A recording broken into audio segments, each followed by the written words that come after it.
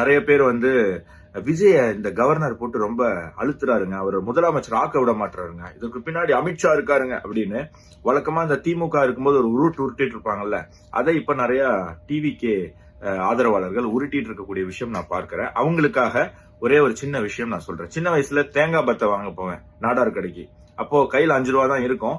தேங்காய் பத்தை 10 ரூபான்றவர் நாடார். அப்ப நான் என்ன சொல்லுவேன், அண்ணா இதை வச்சுக்கோங்க 5 ரூபாவை, தேங்காய் தாங்க, நான் அப்புறம் வந்து வீட்டுல இருந்து வரும்போது எடுத்துன்னு வந்து தரேன்னு. அப்போ அவர் வந்து நம்மள தெரியும், நம்மள பழக்கம் இருக்கு அப்படிங்கறதுனால சரிடா கண்ணா எடுத்துட்டு போ அப்படின்னு. நான் அதுக்கப்புறம் போய் நாளைக்கோ அதுக்கு அடுத்த நாளும் அந்த 5 ரூபா கொடுத்துருவேன்.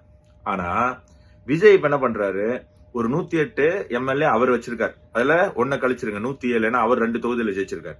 ஒரு 5 பேர் காங்கிரஸ்ல இருந்து இருக்காங்க. சோ 112 எம்எல்ஏவை அவர் கையில வச்சிருக்காரு. ஆனா தமிழகத்துல ஆட்சி அமைக்கிறதுக்கு 118 தேவை. இந்த தேங்காய் பத்த மாதிரி கவர்னர்கிட்ட போய் நான் ஒரு 112 வச்சிருக்கேன், இப்போதைக்கு இதை வச்சுக்கோங்க, நான் ஆட்சி அமைச்சிடுறேன், ஒரு 6 மாசத்துக்குள்ள நான் ஒரு 5 பேரை தேத்திடுறேன் அப்படின்னு சொன்னா கவர்னர் எப்படி இவரை வந்து ஆட்சி அமைங்க அப்படின்னு சொல்ல முடியும்? சட்டப்படி எலெக்ஷனுக்கு முன்னாடி இருக்கிற ப்ரீ போல் அலைன்ஸ் 118 கிராஸ் பண்ணா கவர்னர் ஓபனா அவங்கள கூப்பிடுவாங்க. உதாரணத்துக்கு 2024 நாடாளுமன்ற தேர்தல்ல பாஜகவுக்கு தனிப்பெரும்பான்மை கிடையாது, ஆனா பாஜக கூட்டணிக்கு தனிப்பெரும்பான்மை இருந்தது. அப்போ பிரசிடென்ட் டைரக்டா அவங்களை இன்வைட் பண்ணி அவங்க கவர்மெண்ட் அமைச்சாங்க. இப்போ எந்த ப்ரீ போல் அலையன்ஸுக்குமே மெஜாரிட்டி இல்ல.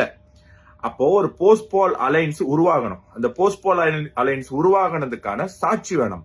அதாவது விஜய் முதல்வர் ஆவதற்கான ஆதரவை நாங்க அளிக்கிறோம் அப்படிங்கிற லெட்டர் 118 எம்எல்ஏக்கள் அல்லது 118 எம்எல்ஏக்களை அடங்கிய கட்சிகளின் சப்போர்ட் விஜய் வாங்கி அந்த லெட்டரை எடுத்துட்டு போய் சப்மிட் பண்ணால் மட்டும்தான் சட்டப்படி கவர்னரால விஜய் அழைத்து பதவி பிரமாணம் செய்து வைக்க முடியும், இல்ல பதவி பிரமாணத்துக்கு கொண்டு வர முடியும். இல்லனா வெறும் 108 வச்சிருக்கக்கூடிய விஜய கவர்னர் தன்னிச்சையா கூப்பிட்டு நீங்க ஆட்சி அமைச்சுக்கோங்க அப்படின்னு சொன்னா அடுத்து என்ன ஆகும்? அதிமுகல ஒரு பேச்சுவார்த்தை போகும். நீங்க அங்க இருந்து 5 வருஷம் அமைச்சர் இல்லாம இருக்க போறீங்களா, ஒரு 20 பேர் பிச்சுட்டு வாங்க, உங்களுக்கு நான் அமைச்சர் தரேன்.